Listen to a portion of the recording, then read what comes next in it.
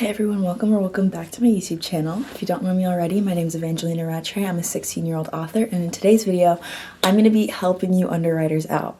As an underwriter myself, when it comes to writing my books, I always need new scenes that are going to add to the plot and not feel like filler, but they are kind of filler. So basically, when you're an underwriter, the biggest problem is that you just want things to go, and you don't really want things to like subside and be a little calm.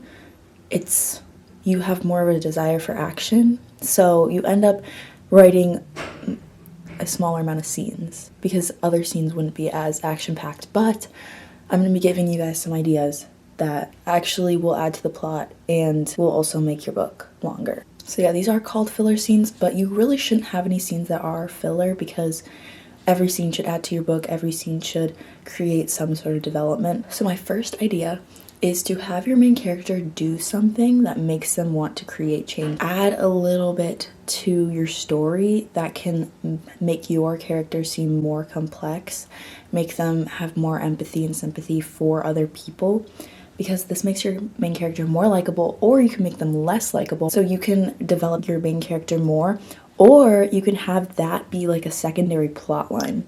And then over time, you can make more scenes to increase the length of your book through that story idea. But yeah, some ideas of this would be maybe watching a movie. I'm going to actually mention like watching movies and books a lot because I feel like it's a really easy way to, one, relate to your reader, because if you use a popular movie, like, and your reader reads that, they're gonna be like, oh, they have good taste, let me keep reading. Or they can be like, oh, I hated that movie, so this character should hate it too, right?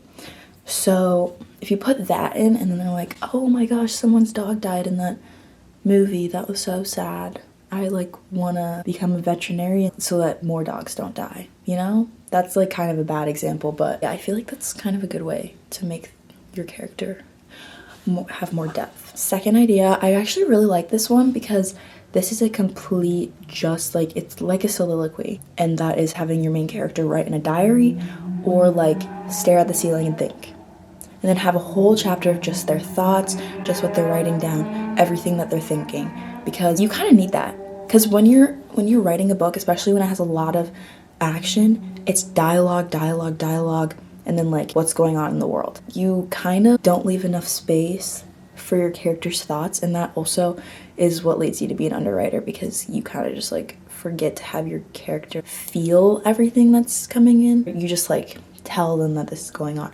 But you also have to have your character be affected by their surroundings, because they're not just gonna go to war and then come back like nothing ever happened. That doesn't happen. So you have to really show that your character cares about this and that they are going to change because of it. So like if you have them writing in a diary, you could be like, oh, kind of feel depressed, and then have them maybe try to figure out why they're thinking like this instead of just moving on to the next thing over and over again, because then they just get worked up. And then you might have like a breaking point where you just need to break down and to then decompress and figure out everything that's just happened in their brain.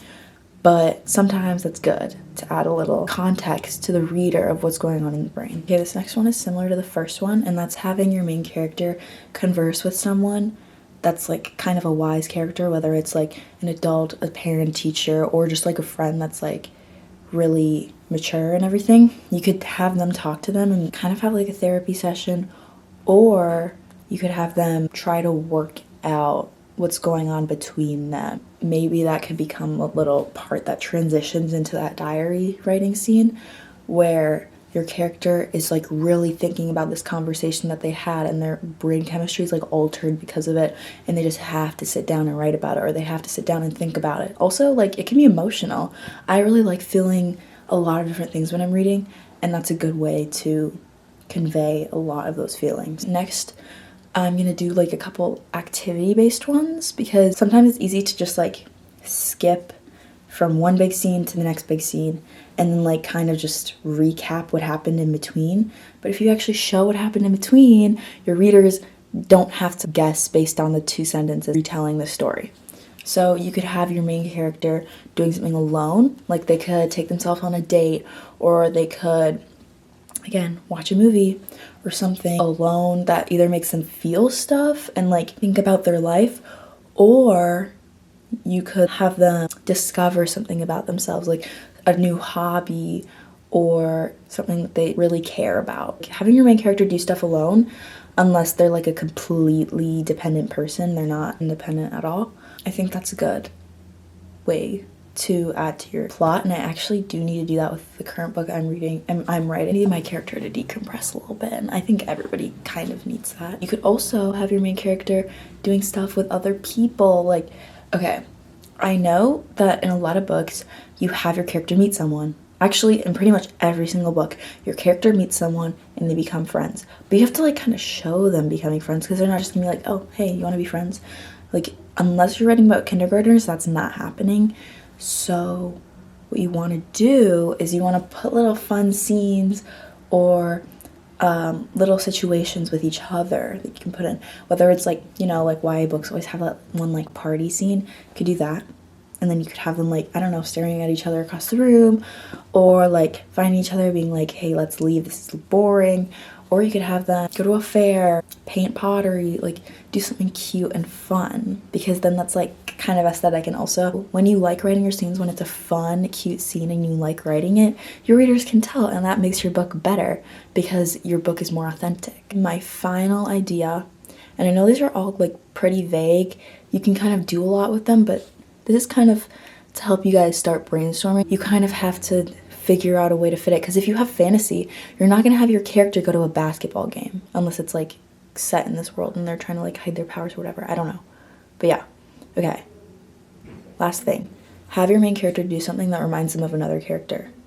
Whether it's, again, watching a movie and they're like, oh, this character really likes this actor, or oh, this character really likes sad movies and this movie was sad, so I'm thinking about them now, and now I want to do something with them relating to this. Especially if they watch something they like or they do something that another character likes, then they might want to spend more time with them, and then that's kind of a motivation to strengthen that relationship.